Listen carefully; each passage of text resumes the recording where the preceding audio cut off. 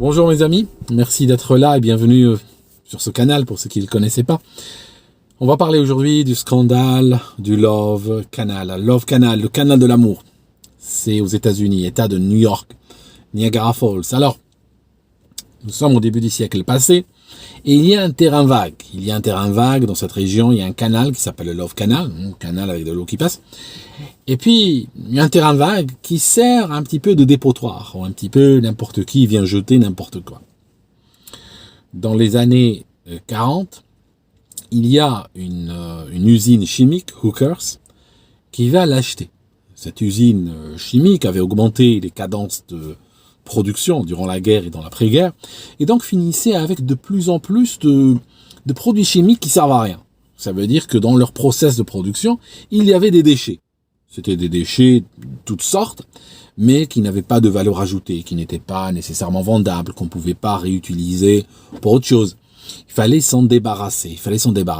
Et à moindre coût, bien sûr, parce que si on va commencer à les traiter pour leur enlever leur toxicité ou les fixer quelque part, c'est vrai que ceci vient augmenter le prix de revient du produit initial. Donc il faut s'en débarrasser et le moins cher possible. Ils font quoi? Ils achètent à la municipalité de Niagara Falls, ils achètent un bout du Love Canal et ils achètent les terrains environnants. Et ils commencent à faire quoi? Remplir des fûts de produits chimiques de toutes sortes et puis aller les enterrer là-dedans. Donc ils remplissent le canal déjà avec des fûts et après, ils creusent sur le terrain, 6-7 mètres, et ils mettent des fûts et ils les couvrent de terre. Durant les 10 ans suivant l'acquisition du terrain, donc on est au début des années 40 et on va jusqu'au début des années 50, ils vont enterrer à peu près 20 000 tonnes de produits chimiques de toutes sortes. Beaucoup de carcinogènes, beaucoup de mutagènes, de la dioxine, des trucs absolument abominables. On en a trouvé à peu près 200 produits chimiques différents, dont 100 étaient identifiés. Pour vous dire l'ampleur de la chose. Début des années 50, la population commence à se rapprocher de l'endroit. Ça signifie les promoteurs immobiliers sont là, des pavillons se construisent, l'Amérique à la télé, l'Amérique consomme, l'Amérique veut une maison, un jardin pour faire une famille. Donc, les maisons commencent doucement à se rapprocher du terrain. À ce moment-là, les avocats et les légalistes de Hookers Chemical commencent un petit peu à se dire ce terrain devient une responsabilité. Et le patron donc de la boîte demande à ce qu'on arrête avec les produits chimiques sur ce terrain parce que la population est trop proche maintenant. Et les avocats se disent, il y a des mémos internes où ils disent il faut s'en débarrasser, c'est pas possible. Là, ça devient une responsabilité énorme et au fur et à mesure des années, ça viendra nous mordre. Donc, ça tombe bien, il y a une école qui va se construire. Il y a un projet d'école et l'école cherche un terrain. Hookers ça rapproche donc de l'école et leur disent écoutez, on vous vend le terrain, mais bon, ils se protègent. Il y a 17 clauses dans le contrat disant attention, il y a des produits, tout ça c'est écrit par des avocats pour que ce soit carré. Ils le vendent pour $1 symbolique. C'était juste pour pouvoir s'en débarrasser. Alors, l'école commence à se construire. Première fondation, déjà les ouvriers commencent à tomber sur des produits bizarres. Ils commencent à tomber sur des fûts. Ils commencent à sortir des fûts pleins de produits bizarres, à l'odeur bizarre et tout ça. Tout ça a l'air louche. Qu'est-ce qu'ils font? La garderie, là où ils mettent les enfants, ils la déplacent un petit peu. Puis ils la décalent un petit peu de 20 mètres. Et ils construisent, et ça se construit, et puis on y va. Par la suite, durant tous les années 50, des maisons commence aussi à arriver. Ça veut dire que le terrain initial qui a été vendu à l'école en leur disant attention, il y a des produits chimiques, est coupé en tranches et vendu à des promoteurs immobiliers. Durant ces ventes-là, ce message ne passe pas. C'est fini. Là, cette histoire commence à être oubliée, se perdre dans les méandres du temps. Des maisons sont construites. Les habitants arrivent, commencent à faire des enfants. À un moment donné, l'école est fréquentée par 400 enfants. Nous sommes au début des années 60. Là, il y a des bizarreries. Les habitants commencent à constater que quand il pleut, les flaques d'eau ont des couleurs moirées, on dirait qu'il y a de l'huile. Dans leur cave, dans leur maison, ils commencent à voir des émanations bizarres. Il y a des odeurs un petit peu étranges, âcres, puantes des fois. D'une maison à l'autre, ça change. Commencent à trouver des fois de la mousse. Des fois, quand il y a des tuyaux d'eau comme ça qui éclatent, ou quand il pleut ou autre, il y a une mousse bizarre qui se forme. Les enfants jouent dedans, ils jouent dans la mousse, ils jouent dans les flaques, ils sont partout. Et en fait, même sur le site, sur le terrain, sur le quartier, cette fois-ci on a vraiment un quartier résidentiel, il y a une drôle d'odeur, il y a une puanteur un peu particulière qui flotte dans l'air. Les habitants, ceux qui sont venus habiter là, n'avaient pas la moindre idée de l'historique de l'endroit. Ils sont venus parce que il y a l'autoroute qui a été construite au sud du terrain. Ils sont venus parce qu'il y avait une activité économique. Et puis c'est tout. Il faut attendre les années 70. Cette histoire, vous voyez, qui a commencé dans les années 40, nous sommes déjà dans les années 70. Dans les années 70, il y a 2 journalistes locaux qui commencent à être un petit peu... commencent à fourrer leur nez un peu partout. Commencent un peu à faire des recherches, parce que effectivement il y a un problème chez les habitants. Les habitants tombent très souvent malades, les enfants en particulier. Il y a beaucoup de naissances, il y a beaucoup de pertes d'enfants, il y a beaucoup d'enfants qui naissent avec des déformations. Il y a un homme, il dit sa fille elle a 12 déformations différentes. Il y a une famille, elle a 4 enfants, dont 2 qui sont nés avec des déformations.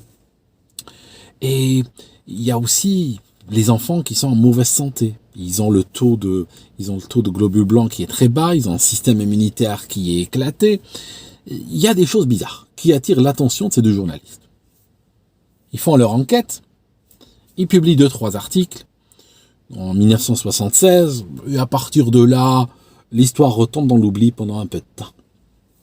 Ces articles attirent l'attention d'un journaliste d'investigation, comme il y en avait à l'époque. Ce journaliste s'appelle Michael Brown, qui a écrit un livre d'ailleurs qui a fait l'effet d'une bombe dans le pays. Il va commencer à faire du porte-à-porte. Il va aller frapper chez les gens, il va prendre des échantillons d'eau, il va prendre des échantillons de tout ce qu'il trouve de terre et tout, et il commence à demander de l'aide pour analyser tout ça.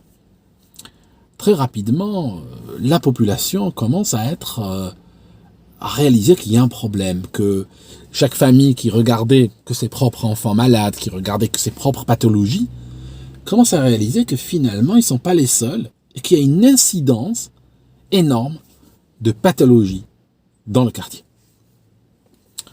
Monsieur Brown commence immédiatement à recevoir des menaces. Alors les menaces viennent d'où? Les menaces viennent de 3 sources différentes. Première menace, c'est la compagnie chimique. Ils le menacent d'envoyer leurs avocats, de porter plainte, de le traîner devant les tribunaux. Ils ont des avocats qui écrivent des lettres. Ils sont très sûrs d'eux et ils savent que le gars n'aura jamais autant d'argent qu'eux. Donc s'ils l'envoient devant le tribunal, les tribunaux en général ne sont pas là pour la justice. C'est celui qui a le plus d'argent qui gagne.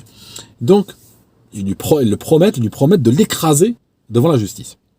Par rapport aux gens qui ont des fois de l'huile noire qui sort dans leur jardin, ou même la végétation ne pousse pas, mis à part certaines végétations chétives qui pousseraient même en cas d'hiver nucléaire, les plantes ne poussent pas dans cet endroit. Et ces gens qui ont des enfants malades, que va leur répondre l'usine chimique? Vous n'avez pas de preuve. Démontrez-nous la preuve que votre enfant est malade à cause de ce produit chimique qu'il y a dans votre jardin et que ce produit chimique vienne de nos déchets. Qu'il n'y a pas de relation, il n'y a pas moyen de démontrer. Ça signifie qu'ils commettent des crimes. Mais ils savent que pour une victime donnée, démontrer, c'est comme si aujourd'hui on vient te brûler avec un laser ultra perfectionné et après on te dit démontre. Ça veut dire que tu dois démontrer en utilisant une science, en utilisant des recherches, en utilisant un savoir auquel tu n'as pas nécessairement accès. Donc il fallait démontrer que l'enfant était malade à cause du produit chimique, et il fallait donc faire des recherches médicales. Après il fallait analyser ce produit, le suivre dans les sous-sols, aller jusqu'au fût, trouver le numéro de série du fût, et prouver que le fût vient de chez eux. Ça veut dire qu'ils demandent l'impossible. Les menaces contre le journaliste venaient aussi des autorités locales. Les autorités locales, vous savez, le réflexe c'est quoi? Ils n'ont pas fait leur travail, ils le savent. Ils ont été complaisants envers l'industrie. Ils ont signé des autorisations, ils ont laissé faire des choses, ils ont donné des permis de construire. Et ceci, clairement, est en train de causer des malades, des morts prématurées, des leucémies. Ils le savent. Et ils n'ont pas envie que ça retombe chez eux. Donc ils vont faire quoi? Ils vont prendre cette attitude, nier et menacer. Troisièmement, les menaces viennent aussi de certains habitants. Certains habitants qui ont investi dans leur maison n'aiment pas les travaux de ce journaliste. Ils disent, on veut pas que vous attiriez l'attention sur ce quartier parce que ça va casser les prix de l'immobilier. Et l'immobilier, nous, on a investi. Donc, ils deviennent agressifs envers lui. 1978, l'affaire finit par remonter et elle va arriver jusqu'où? Elle va arriver jusqu'au bureau du président Carter, président des États-Unis. Et là, l'Amérique va se réveiller brutalement avec une gueule de bois. Ils ont réalisé plusieurs choses. Ils ont réalisé déjà que ce site hyper pollué est inhabitable, alors que ça fait des décennies que des gens vivent là et des décennies qu'ils sont malades. Ils envoient des médecins, ils envoient des chercheurs, ils vont trouver que par exemple 33% des habitants ont l'ADN endommagé dans cet endroit. Et ils trouvent des incidences énormes de toutes sortes de maladies. Et bien sûr, c'est lié aux produits chimiques. Mais ils réalisent aussi autre chose, qu'aux États-Unis, il y a énormément de sites comme celui-ci. Ils réalisent que l'industrie, ça faisait un siècle que l'industrie achetait des terrains vagues, enterrait des fûts, couvrait, et puis au bout d'un moment, ils revendent, et puis c'est tout.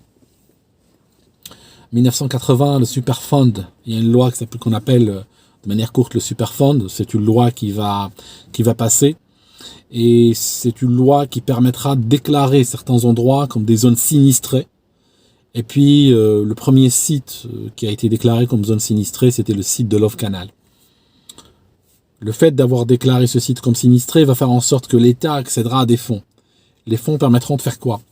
D'acheter toutes les maisons, dédommager les gens, leur dire « je t'achète ta maison, tu dégages ». Tous les gens sont partis. Les maisons ont été rasées.